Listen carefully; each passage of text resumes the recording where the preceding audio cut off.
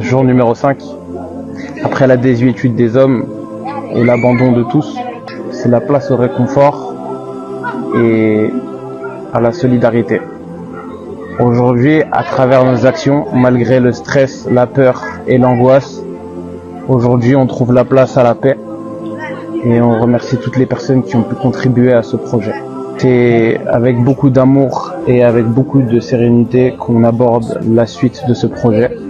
C'est avec un grand plaisir qu'on continue à collaborer. Les éducateurs et les maîtres coraniques font preuve d'un respect et font preuve de gratitude. Inversement, on montre un énorme respect vis-à-vis d'eux, car ce qu'ils font est une chose noble. Et c'est à travers ça que l'on souhaite continuer ce projet. On y met du cœur, on y met du nôtre, et c'est ensemble qu'on arrivera à faire de choses meilleures. Bonsoir mesdames et messieurs, bienvenue sur votre émission After Ndogu, initiée par I Am Talibé, comme nous l'avons défendu hier. Aujourd'hui, nous sommes avec M. Bélignan et M. Farid. Je vais laisser M. Bélignan se présenter. M. Bélignan, bonsoir. Bonjour, c'est Papou Bélignan. Je suis le conseiller spécial de I Am Talibé. Et merci de m'avoir invité aujourd'hui dans votre émission After Ndogu. Et c'est un plaisir aussi de partager le plateau avec mon frère Farid. Merci beaucoup, M. Nian. M. Farid, bonsoir. Plaisir partagé, bonsoir. Oui. C'est Farid, président de l'association Infini. Oui. Donc on est là pour le projet du Ramadan de Talibé 2025. Nous vous rappelons que nous sommes sur l'émission After Ndogu, initiée par I Am Talibé. I Am Talibé qui fait don de 39 000 repas à 1300 talibés durant tout le mois de Ramadan, période pendant laquelle ces derniers n'auront pas à mendier. Et ils sont avec leurs partenaires, à savoir Infini, Sakina Humanity ainsi que Unisson. Nous allons commencer par M. Bélignan et lui demander comment il voit l'organisation de cette initiative. Merci beaucoup Rose. Comme je viens de le dire, c'est toujours un plaisir de travailler avec l'association I Am Talibé. Et c'est l'occasion aussi de rendre un vibrant hommage à tous ceux qui s'activent autour de ce projet. Vous savez que ça fait 2 ans que nous avons lancé les Ndogu.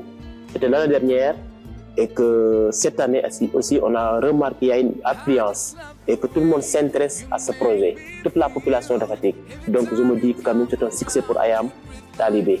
Maintenant, vous m'avez dit tantôt comment je vois l'organisation. Bon, toute œuvre humaine n'est pas parfaite, mais il faut reconnaître aussi que cette année, il y a eu des améliorations, contrairement à l'année dernière, à la première édition. Parce que comme on le dit, tout début est difficile.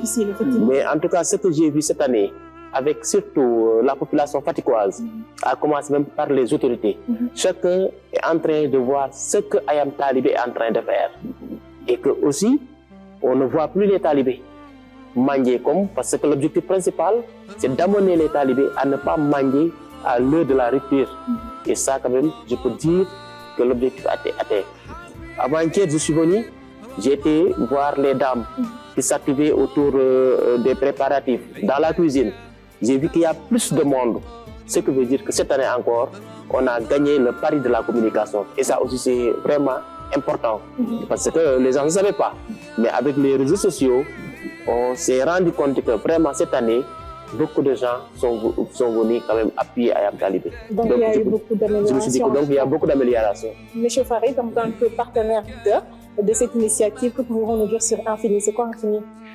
Infini, c'est parti d'un constat lors du Covid.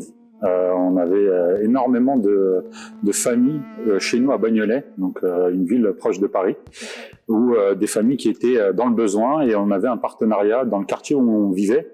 Il y avait énormément d'associations et on avait des partenariats avec des grandes enseignes qui nous donnaient énormément de matériel en tout genre et beaucoup de nourriture.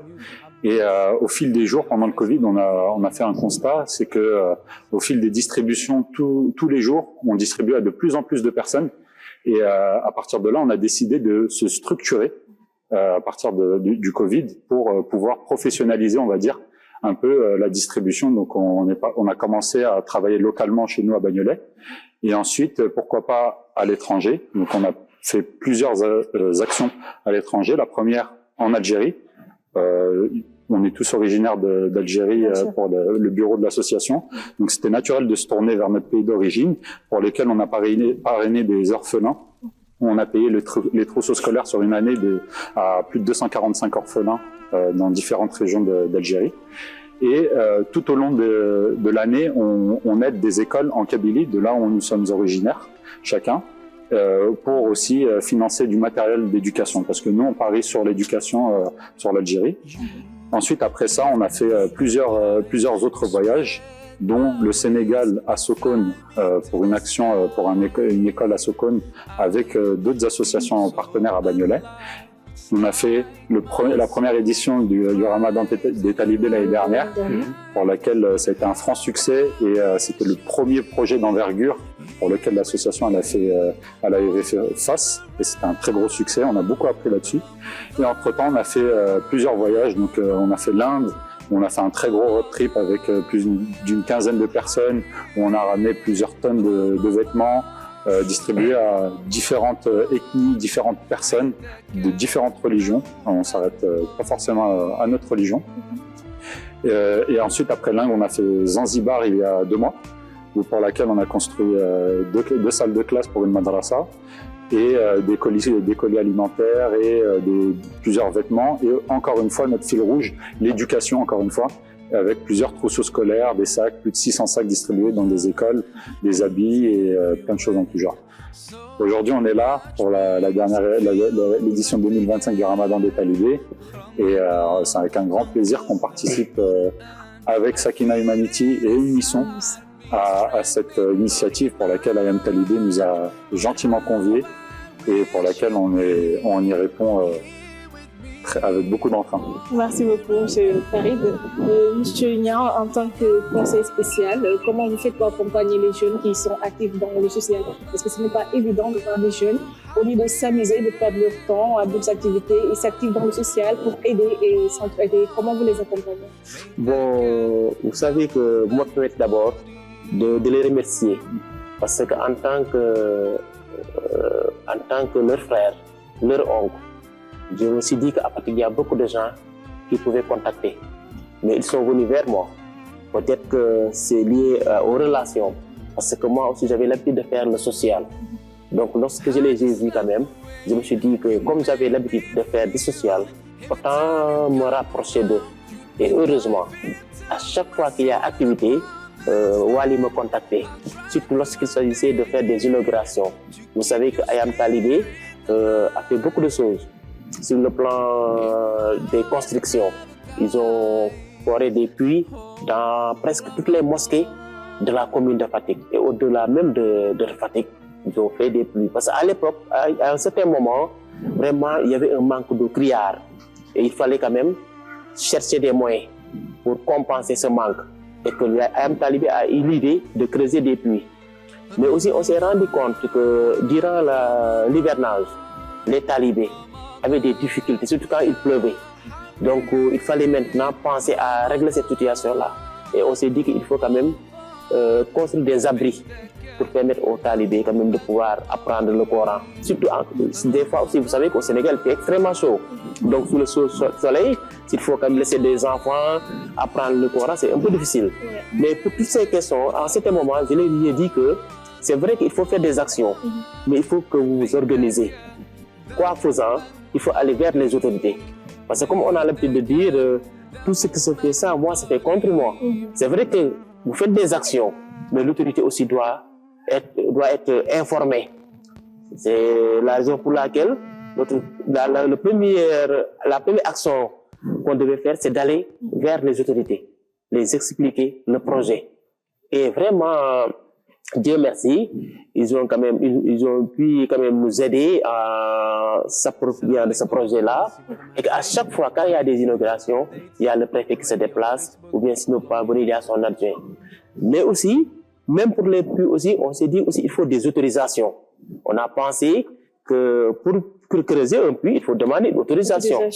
Et là aussi, je leur ai dit que non, écoutez, on ne peut pas se permettre aussi de travailler dans l'informel. Donc, il faut aussi à chaque fois écrire. Parce que l'administration, elle est écrite. Donc, de fil en aiguille, bon, on a commencé maintenant à se professionnaliser. Et que chaque fois, quand il y a des actions, l'autorité est informée. Et ensuite, maintenant, il y a la communication. Parce que c'est bien que tout ce que vous faites aussi, il faut communiquer pour que les gens aussi sachent ce que vous faites. Et on a commencé aussi à inviter la presse. La presse venait vraiment à chaque fois qu'il y a des inaugurations. Mais au-delà aussi de ça aussi, il y a le côté religion, surtout les imams. Il fallait aussi les sensibiliser. Parce que vous savez qu'au Sénégal aussi, il y a les daras, mais aussi il y a les imams, qui sont des leaders d'opinion. Et que, à un certain moment, il fallait aussi que ces imams-là soient mis au courant des activités de Ayam Talibé. Et par là, on est allé les rencontrer, on est allé dans les mosquées, on a même fait des actions au niveau des mosquées en les réhabilitant, parce qu'il y avait des mosquées quand même qu'il fallait réhabiliter. Tout ça aussi, Ayam Talibé l'a fait. Donc pour dire que vraiment, le rôle que je jouais, c'était de les orienter. Et lorsqu'il s'agissait de décrire le projet, j'étais là aussi, je corrigeais les lettres administratives, les correspondants. Tout cela, vraiment, je les accompagnais. Donner Ayam Talibé, dafa dañ ma fekk ma nekk si loo xam ne social la lu bokk bëgg boobu nag man ci ma gisee ñu koy def dafa nekk benn kii bu spontané benn rencontre spontanée parce que au-delà de Fatick aussi nous sommes des parents ma ne ñii war na leen mën a accompagner